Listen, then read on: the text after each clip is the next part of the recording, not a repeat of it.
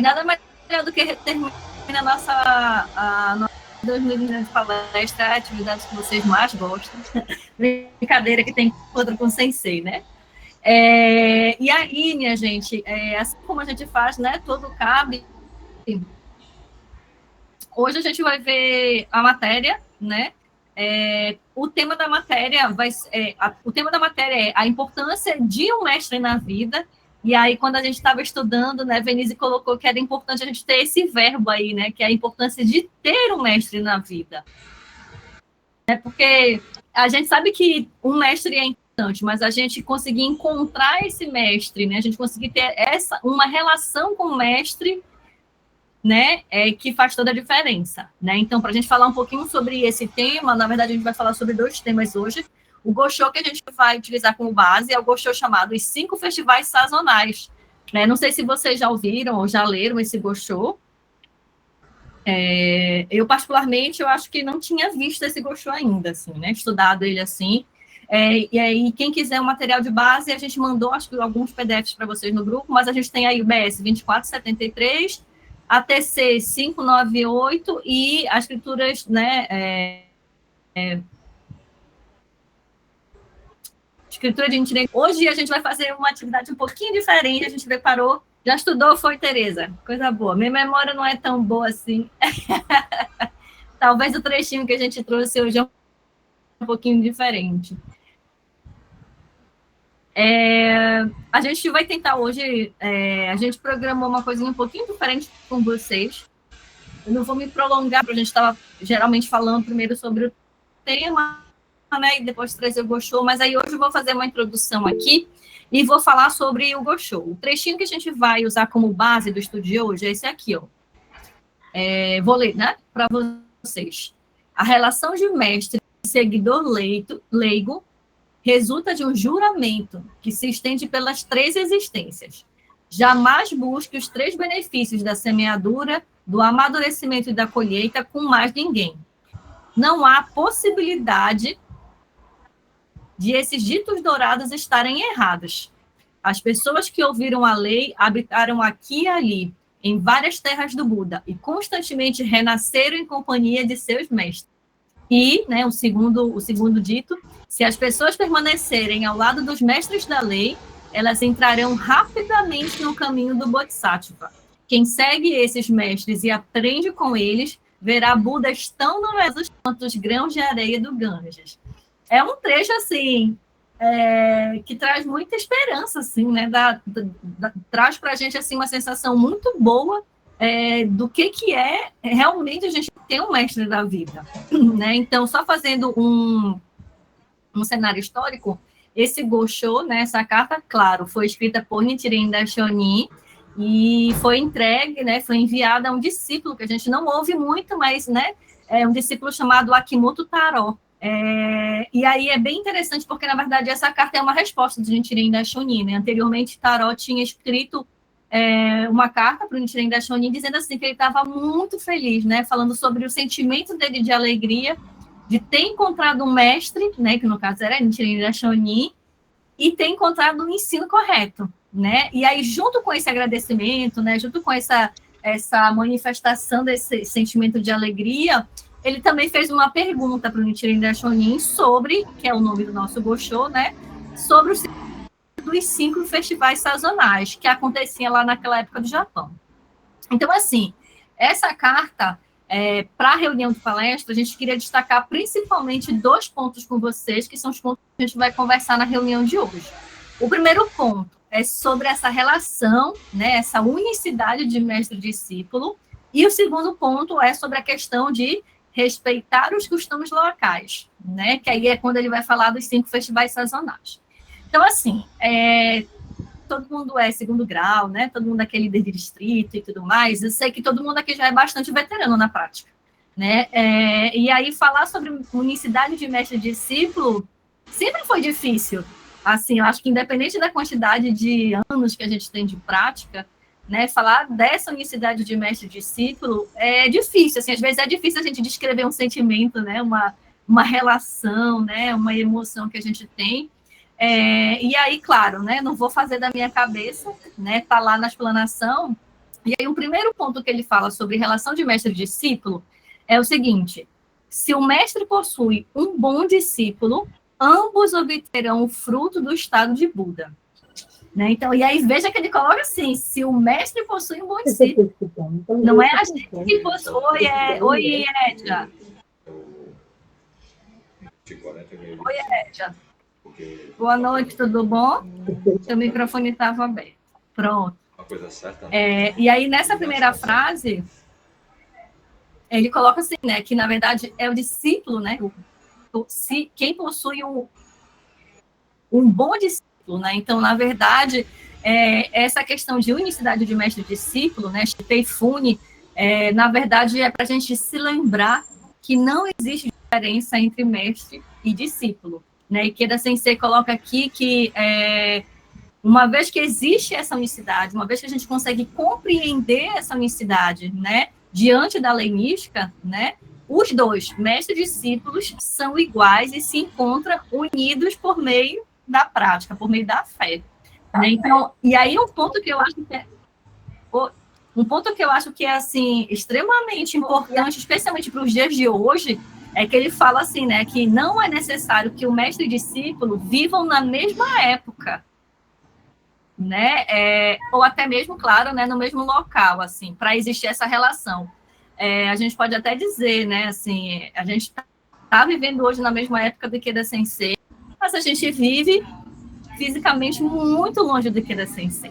Então, quando eu era jovem, eu lembro, assim, que logo no início da minha prática consciente, né, lá quando a gente vira jovem, 14 anos, eu não entendia o que era essa relação de mestre e discípulo. Eu vi algumas pessoas fazendo matéria, relato de experiência, quando elas tinham acabado de voltar do Japão, e eu vi aquelas pessoas, assim, super emocionadas, porque tinham ido na Soka Gakkai, né? Algumas delas tiveram a oportunidade de encontrar o Ikeda Sensei, e eu vi aquelas pessoas, assim, chorando, eu falava, minha gente, que loucura é essa?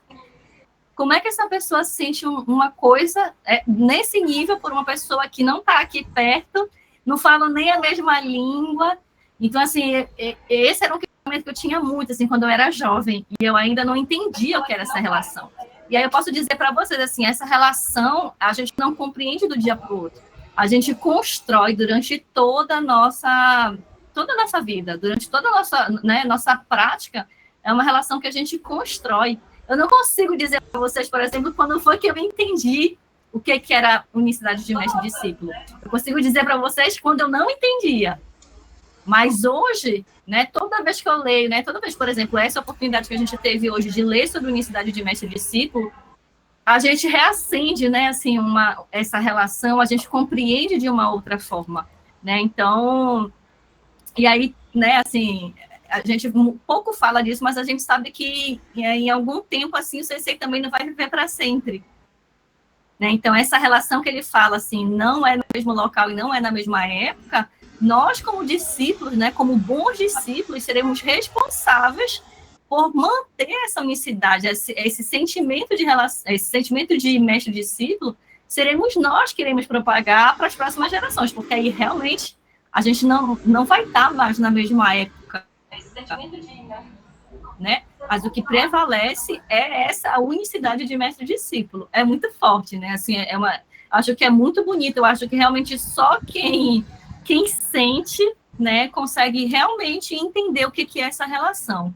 E aí, claro, eu não preciso dizer para vocês que hoje eu entendo qual é a emoção, né? Não precisa nem ir no Japão, mas a gente ir no Centro Cultural Campestre, a gente sente ali o espírito de Ikeda Sensei ali naquele local. E a gente se emociona, né? E a gente quer compartilhar com as outras pessoas. Então, indo um pouquinho mais para frente para falar sobre essa questão de mestre e discípulo, ele coloca aqui mais na explanação, né? Aquele que possui um mestre na vida jamais fica no beco sem saída. Não existe vida mais honrada do que possuir um mestre na vida. O laço de mestre e discípulo provém do juramento Seigan, de travar uma luta conjunta pelas 3 existências, né? Presente, passado e futuro.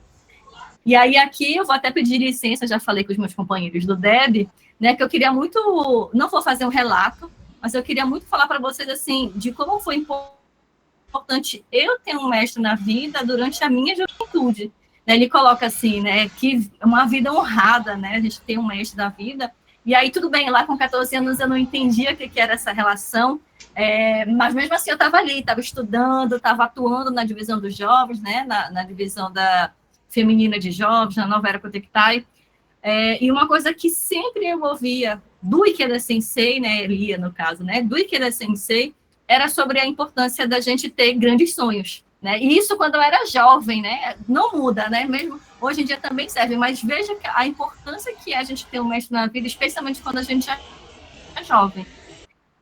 Então eu ouvi durante toda a minha juventude o Sensei falar sobre isso, da gente ter grandes sonhos, né? E aí naquela época, quando eu era jovem, era 2000 bolinha, né? 2001, 1990.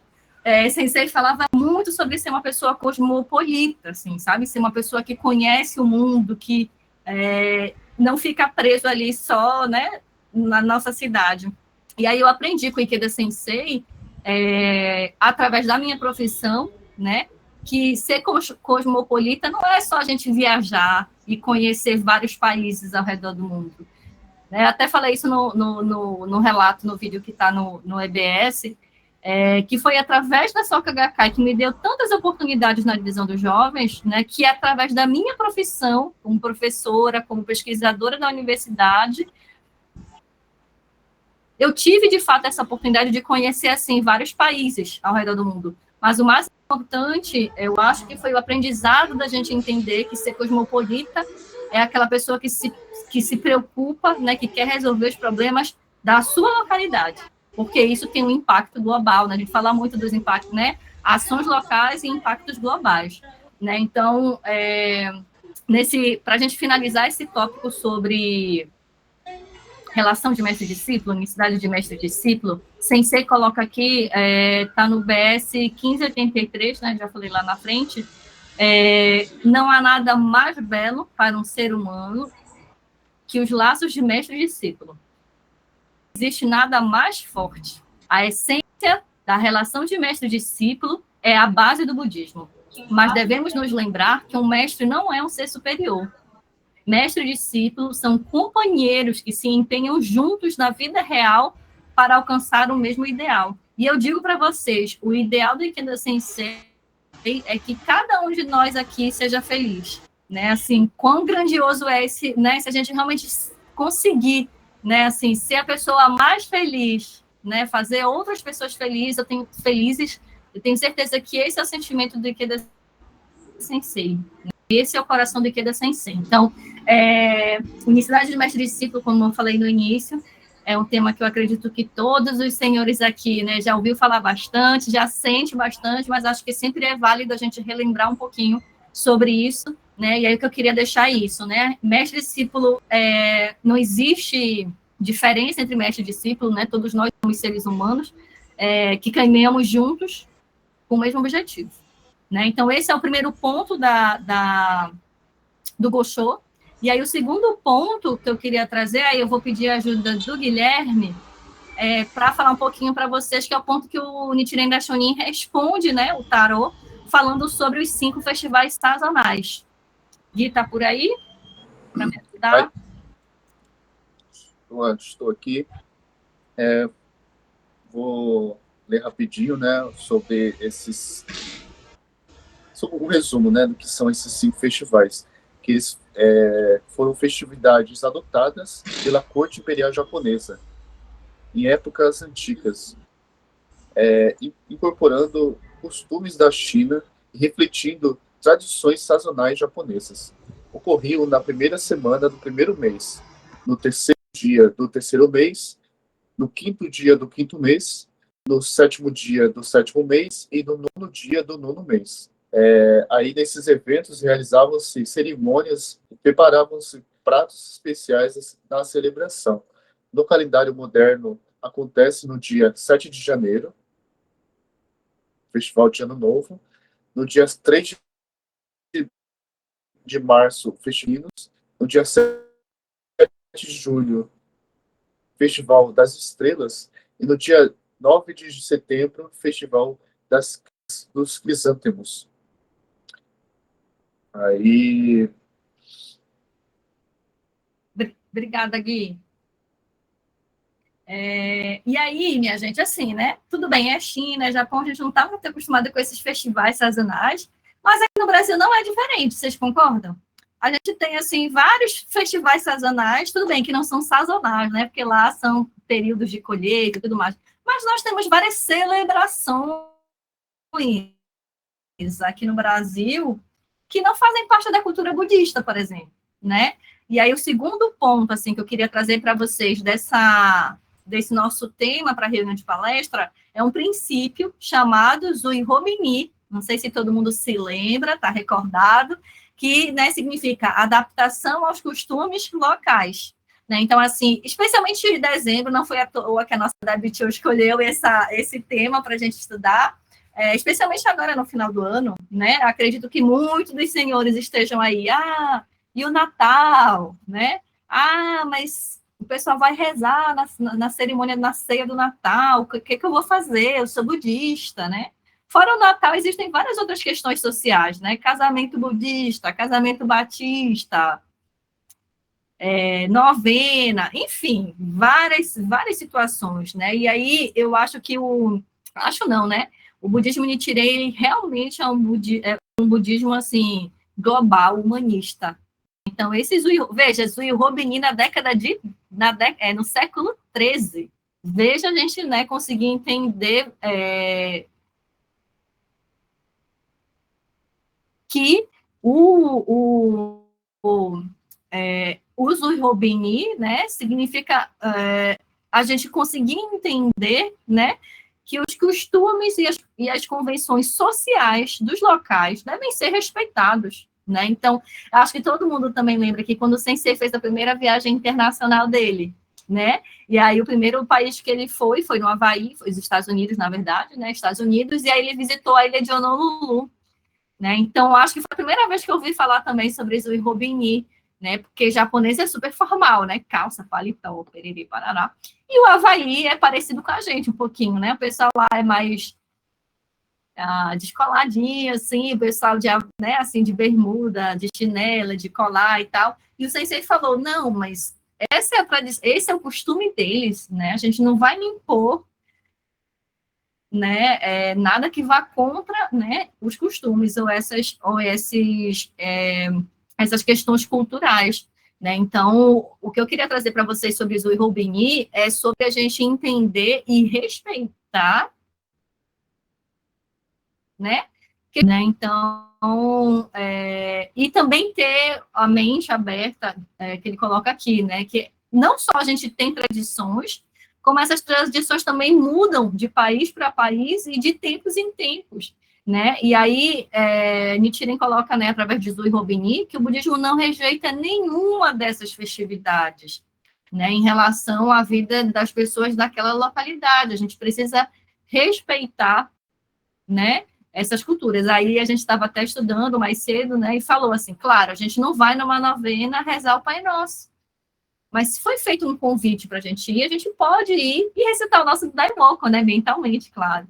É tudo uma questão de bom senso, né, assim, e da gente ter uma postura, aí volta para aquele ponto da unicidade de mestre e discípulo, né, que postura meu mestre teria numa situação como essa, né? Então, assim, eu já fui em vários casamentos católicos e não preciso rezar Pai Nosso, na verdade, eu nem sei se rezar Pai Nosso, assim, mas não preciso acompanhar as orações, né, porque o meu sentimento ali é de felicidade para o casal, né, que está ali, né, se unindo e tudo mais. Então, eu acho que esse tema do Zui Robini cabe muito bem, e aí eu queria fechar minha parte para poder passar para o Dorival, falando para vocês que na última reunião, que foi nosso Jubileu de Ouro, né, a gente pôde ouvir diretamente do Ridicho sobre como conduzir as nossas reuniões de palestra, né, e aí, inclusive, por isso que hoje a gente vai, né, tentar trazer um cabe um pouquinho diferente para vocês, mas a gente queria muito passar para vocês a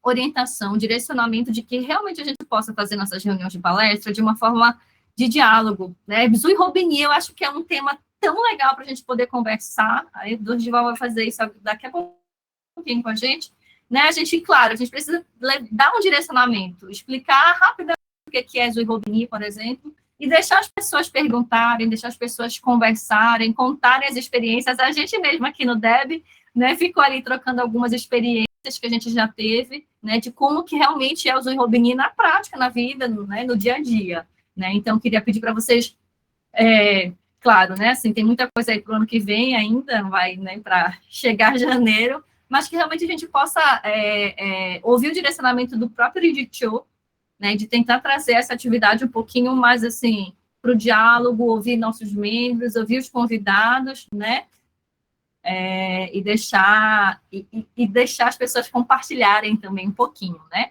Então, para a gente dar seguimento, né, nesse novo formato, eu vou convidar a Dorival para conversar com vocês. Obrigado, Patrícia.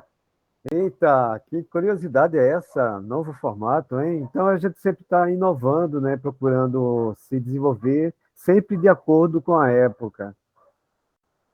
Então, assim, para poder a gente aproveitar um pouquinho mais esse momento de estudo, porque o estudo, na verdade, como é o curso avançado de budismo, sempre é direcionado mais para os pontos principais da matéria, né?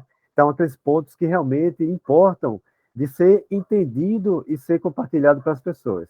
Então, veja só, temos pouco tempo, então vou precisar, assim, da colaboração de todos, né, que possam, assim, cada um, né, poder treinar aquela sua ansiedade e conseguir falar aquele ponto que está dentro do coraçãozinho ali para falar, né, para expor para as outras pessoas, mas assim de uma forma mais objetiva, mais direta, né, e mais curta, para que a gente não perca o sentido da matéria. Porque como a matéria ela não é longa, mas se você for pegar pontos principais dela, uma palavra importantíssima é juramento. Juramento por toda a vida. A gente sempre lê isso nas matérias, né? O presidente Queda sempre coloca para os jovens e para todos nós. Juramento Seigan. Na época, quando eu atuava com os jovens, juramento Seigan, sim, farei sem falta. Esse é o significado para mim de juramento Seigan. Sim, farei sem falta. Então, assim, é importante que a gente possa compreender e transmitir da forma correta, né?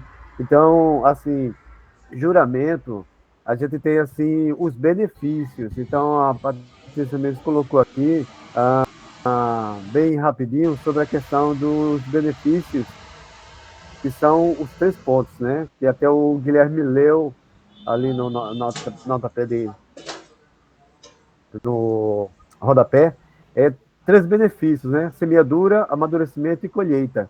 Então, quando a gente vê, só vou, né? Daqui a pouco eu vou poder solicitar cada um dos senhores. Então, quando a gente olha uma foto, né, das nossas atividades, a gente fica sempre imaginando, poxa, quanta coisa maravilhosa eu participei, né? Mas só que a gente não pode ficar preso no passado. Quanta coisa estou participando, quanta coisa estou vivenciando, né? Então, esse é um contínuo, né? E não ficar no passado. Então, assim, eu gostaria de abrir aqui para cada um poder expressar seu sentimento sobre esses principais pontos, sobre a sua relação com o mestre. Qual é a sua relação com o mestre, né? E qual é o teu sentimento quando você está participando de uma festa junto com teus familiares, com teus amigos, né? Qual é o teu sentimento? Então vamos lá. Quem é o primeiro? Quem é a primeira pessoa? Pode abrir seu áudio aqui e compartilhar seu sentimento nesses 2 pontos principais. Ô Pedro, fala aí. Sentimento em relação ao mestre é bastante gratidão.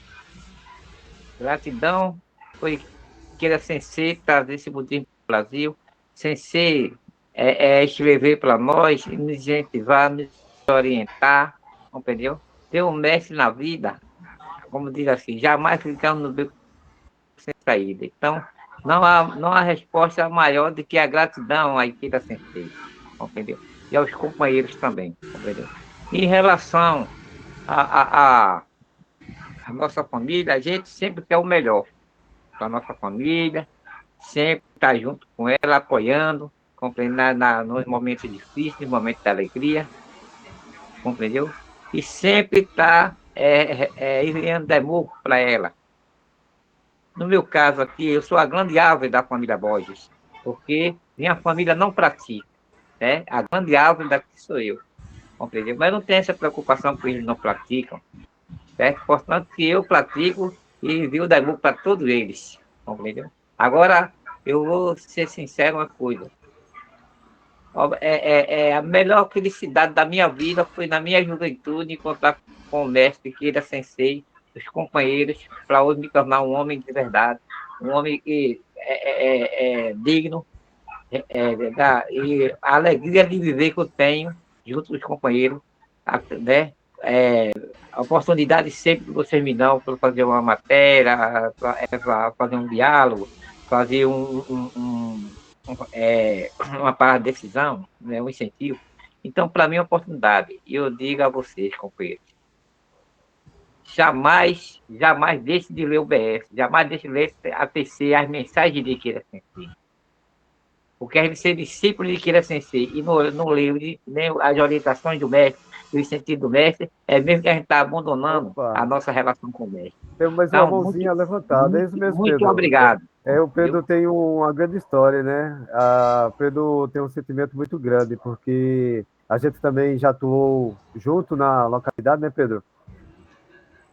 E a gente pôde vivenciar também esse sentimento com o mestre, né?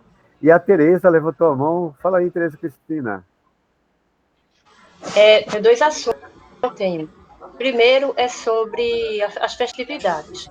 No início da minha prática, né, eu não sabia de nada e eu estava interessada muito em aprender budismo e eu tinha uma preocupação muito grande de participar do Natal.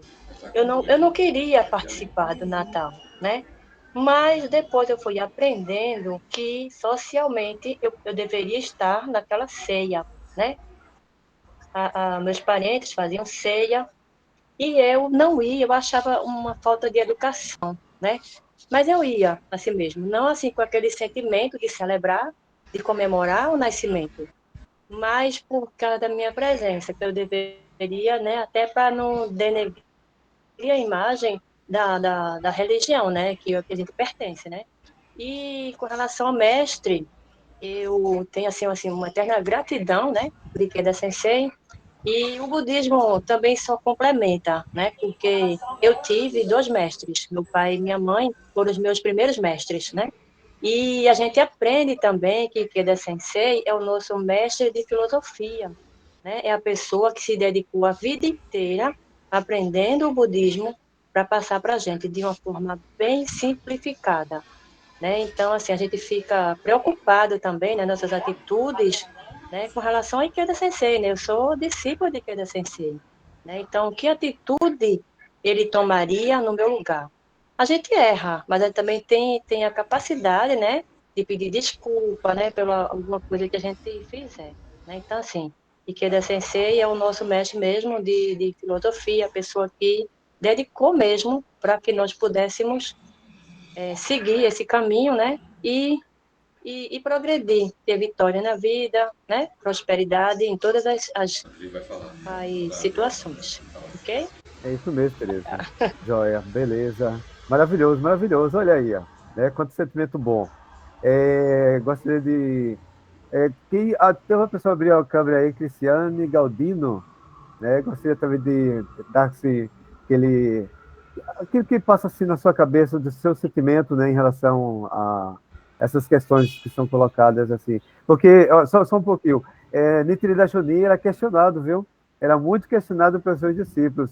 Então, quem fez essa questão para ele foi o Akimoto Taro, né? Ele chegou, Nichiren Shonin, e as festas?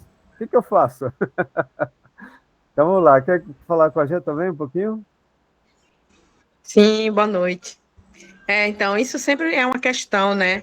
Essa questão da gente, das festividades, de como é que a gente chega nessas celebrações de outras religiões. Mas antes, falando sobre a relação de mestre-discípulo, sobre essa continuidade, né? É como um legado, é como quando a gente tem uma pessoa muito querida e que ela passa para outra dimensão, que ela falece, que ela morre, e a gente fica, e agora? Então, o que é que a gente vai fazer? Então, acho que a melhor forma da gente honrar qualquer figura importante para a gente, e um mestre é assim, né? Uma referência, é um porto seguro, é um lugar de acolhimento, é uma coisa que você diz, opa, peraí, eu tenho onde me segurar, eu tenho âncora, eu tenho bote salva-vida, eu tenho esse suporte, né? Então, você não está solto na vida sem saber o que fazer, você tem onde buscar essa direção, essa orientação. Então, para honrar isso, é a gente ver como é que a gente se comporta na nossa vida, como é que a gente faz as nossas escolhas, né? Como é que a gente preserva e como é que a gente vive as nossas relações com total respeito ao outro. E aí entra necessariamente nessa segunda parte, né? Que é esse respeito ao outro, não quer dizer que você vai ter que chegar e praticar a religião do outro. Você não vai querer dizer que você vai ter que chegar no Natal e fazer as orações e ter o sentido cristão da festa, né? Mas você respeitando e também trazendo informações, porque muitas pessoas têm pouquíssimas informações sobre o budismo, a gente celebra aquilo que nos une. Então, a gente chega numa celebração do Natal, por exemplo, a gente não precisa se privar disso, né? A gente vai e celebra, porque isso, a gente não é budista só quando a gente está fazendo oração ou está na reunião. A gente é budista na nossa vida.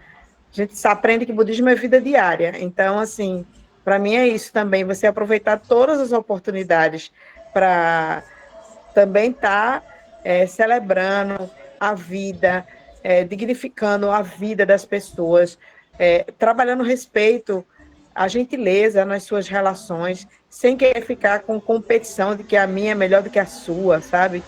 Então, é só demonstrar o nosso ponto de vista, respeitando o do outro. Então, assim, Maravilha, maravilha. isso faz com que a gente também, a gente não precisa, tipo, não, eu vou para a celebração do Natal, eu vou ter que fazer exatamente como eles fazem. Não, a gente tem que ter também um limite do respeito à nossa própria prática, né? Vai partir Maravilha. da gente.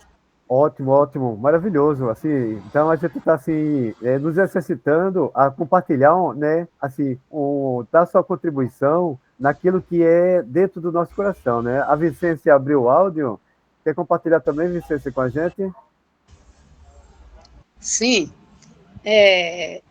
Quanto à relação de mestre e discípulo, é a relação do respeito, do amor que a gente cultiva quando a gente começa a praticar o budismo, de tanta coisa que a gente lê, de tanta orientação que ele manda, de tanto cuidado que ele tem com a gente.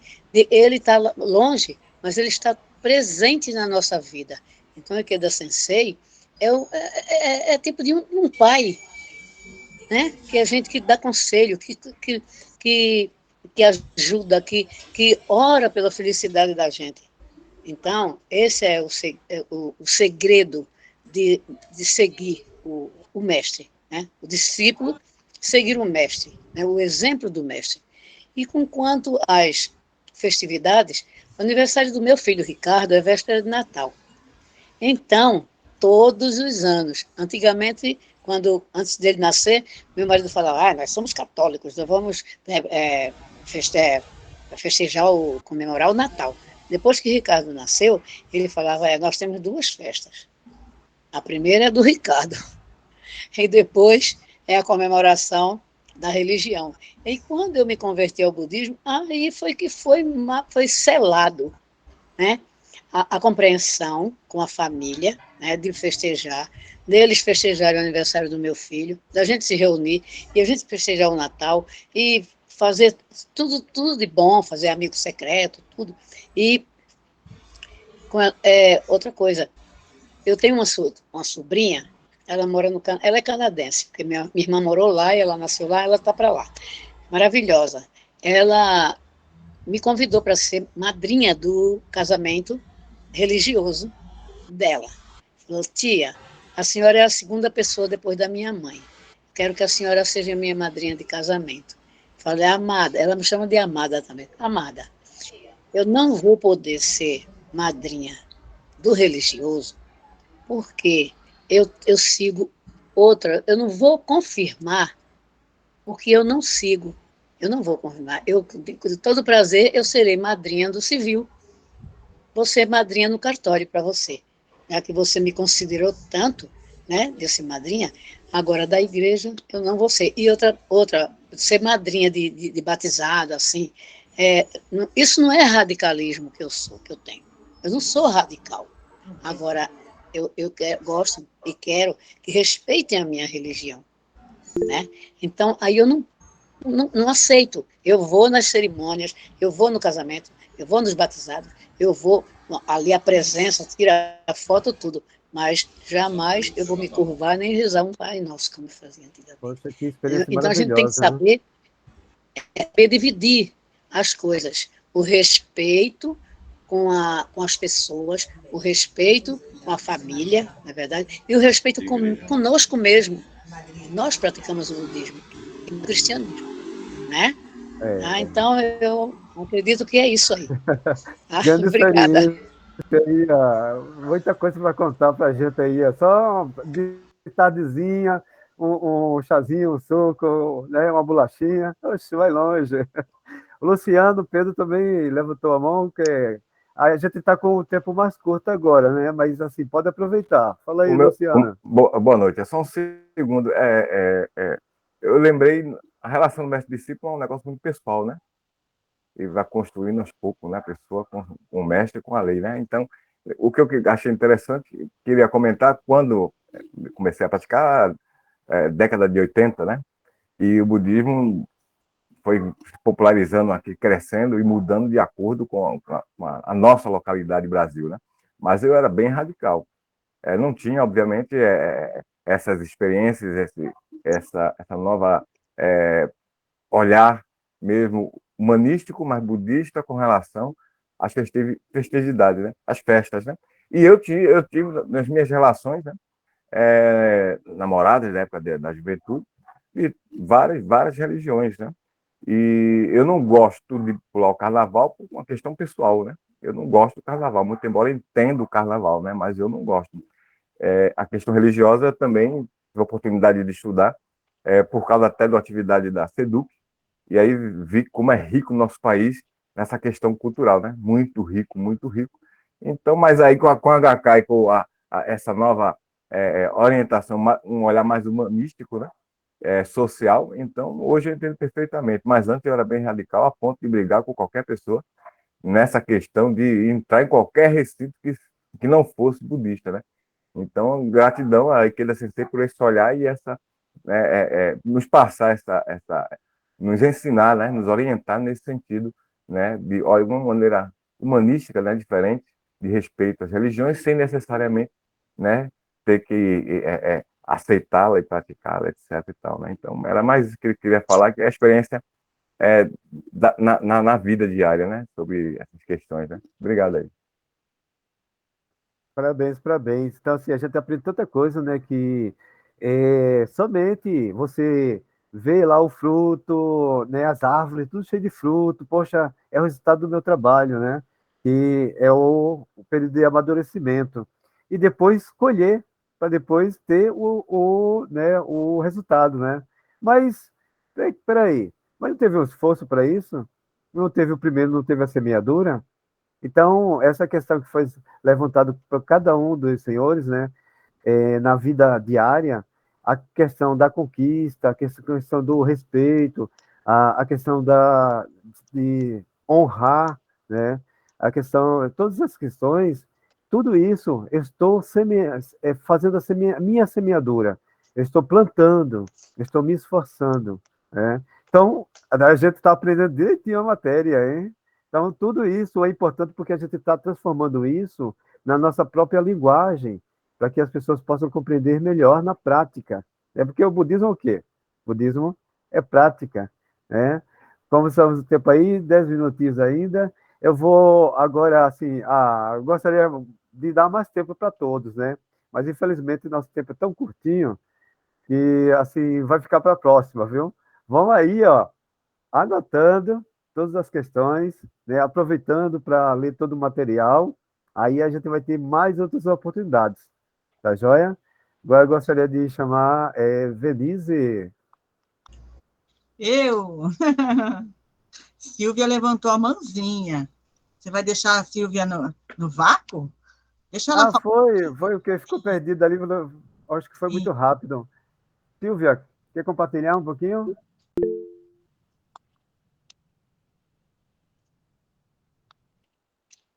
O microfone dela está fechado.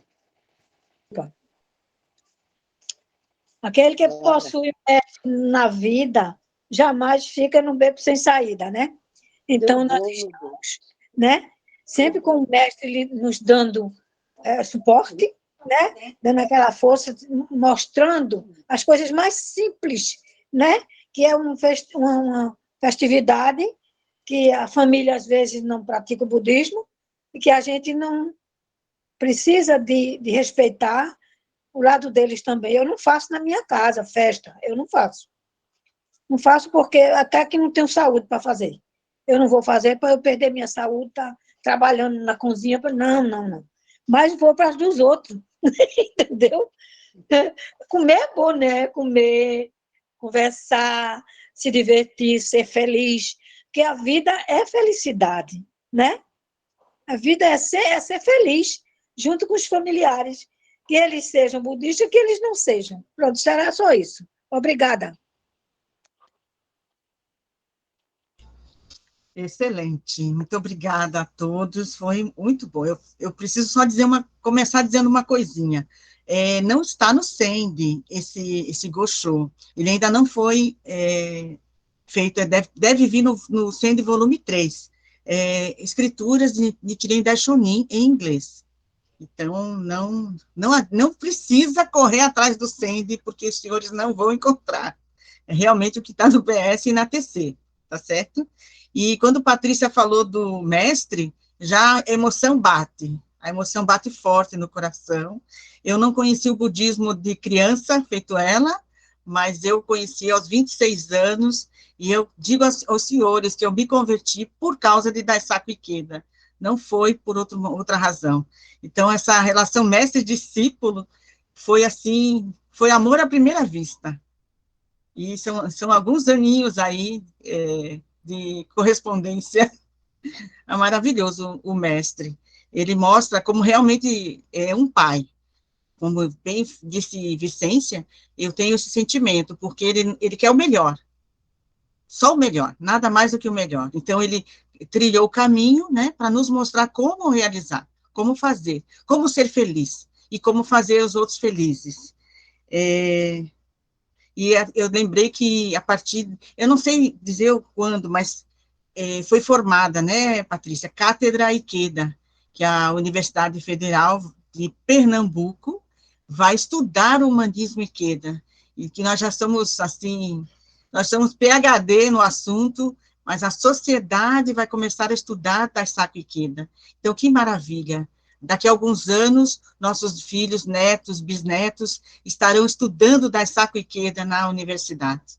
E isso é maravilhoso, isso é fruto dos nossos esforços, fruto da pessoa de Daisaku Ikeda, mas também desse bom discípulo, que faz toda a diferença, porque é o que aparece para a sociedade, é a ação do discípulo. Então, assim, é tudo nosso, né? Faz parte da nossa herança e também do nosso esforço. Eu gostei que Cris falou que celebra aquilo que nos une, e realmente é isso. Final de ano é uma comemoração.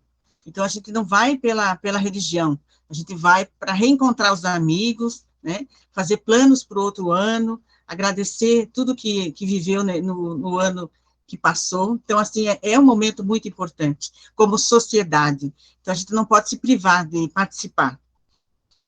Patrícia citou, né, a viagem do Daisaku Ikeda, 1960, a primeira viagem fora do Japão, primeiro país foi Estados Unidos. No BS, que foi colocado no grupo, o BS 2411, está narrando um trecho dessa viagem, que no capítulo Alvorecer, o Daisaku Ikeda dialoga sobre os costumes locais com os membros da comitiva.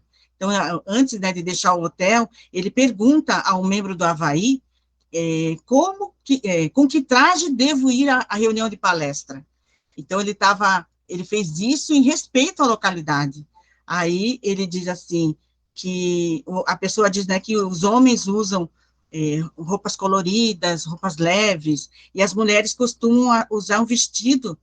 Eu não sei se está certa essa minha pronúncia, o vestido chamado mu, achei tão bonitinho, mu, mas que, então, ele não levou a camisa colorida, mas qual a cor, né, deveria ser a camisa? Ele, pode ser um azul claro. Aí o sensei, mas eu não trouxe.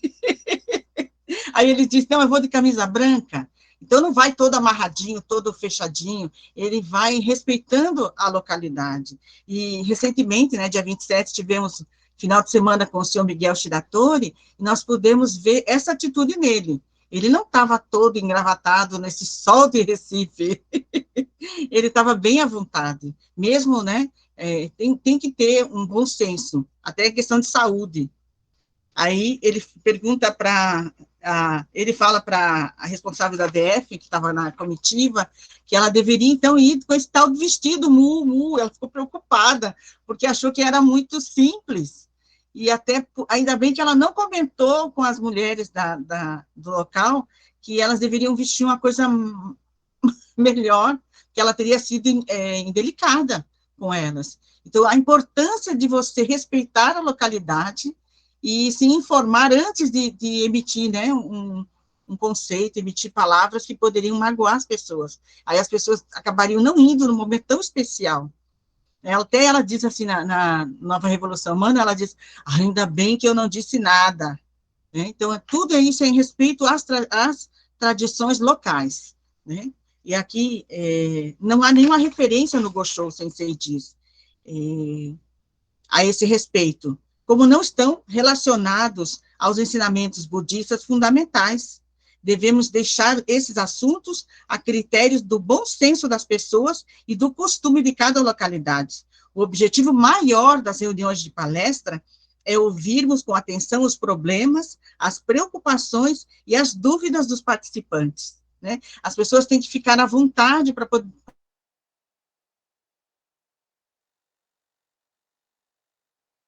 Ela já volta. Aí. Caiu, levanta de novo. Tá fechado, Denise. A pessoa tem que estar à vontade para travar, sair e voltar. Mas, assim, as reuniões de palestra, elas mudaram muito, muito mesmo. Eu também sou daquela época de fazer a ajoelhadinha no chão, horas e horas de daimoku, mas questão de ser moderna, a modernidade, né, a vida moderna, não nos permite sermos assim. Então, muita gente deixaria de praticar, nem começaria, se ela tivesse que fazer horas e horas de daimoku ajoelhadas. Então, não é um exercício de causar penalidade na gente, né? Temos que ser felizes, ativar nossa energia vital, e isso se faz sentado, corretamente, respeitosamente, não é? Diante do Gohonzo. Eu li, tem outro BS, 2371, ele fala sobre esse Zorro-Bini, que o importante que nós temos que ter em mente é preservar a essência e os fundamentos da fé e prática budista. Então, é muito simples esse bom senso. Se eu estou seguindo, se isso vai contra o ensinamento, não vai, está liberado, não é? Pode ir para o carnaval, pode pular para o São João, pular fogueira, pode fazer, né? Mas tenha cuidado, porque a alegria demais também, né? A gente tem que ter bom senso. Aí, eu gostaria de agradecer, né, esse dia de hoje maravilhoso. Eu sei que muita gente queria falar, mas fica com vergonha, mas vamos assim, exercitar o nosso diálogo nas palestras, fazer com que as pessoas fiquem à vontade. E, para finalizar, eu só queria ler um trecho de uma mensagem que me fez as lágrimas rolarem no dia 27, que o sensei disse assim, para quem? Só para Pernambuco, para mais ninguém. Daqui para frente, também, haja o que houver, continuem recitando Daimoku, considerando tanto o sofrimento quanto a alegria como fatos da vida e avancem corajosamente. Assim, façam ecoar a canção triunfal da alegria do Coceirufo e da vida a partir de sua terra de elevado orgulho. Que orgulho estar em Pernambuco. Meu coração é pernambucano, metade alagoano, um pouquinho paranaense, mas a maior parte dele é vermelho e é Pernambuco, viu? Parabéns, muito obrigada por hoje e vamos em frente. Excelentes Terra dos palestras. Altos Coqueiros. Sempre imortal, imortal. Vamos todos abrir a câmera aí, pessoal. Cadê vocês? Vamos lá, vamos lá. Olha a foto. Não diga X, diga Sensei. Eita, esqueci de preparar aqui o flash aqui, peraí só um pouquinho. Vamos lá. 1, 2, 3. Sensei.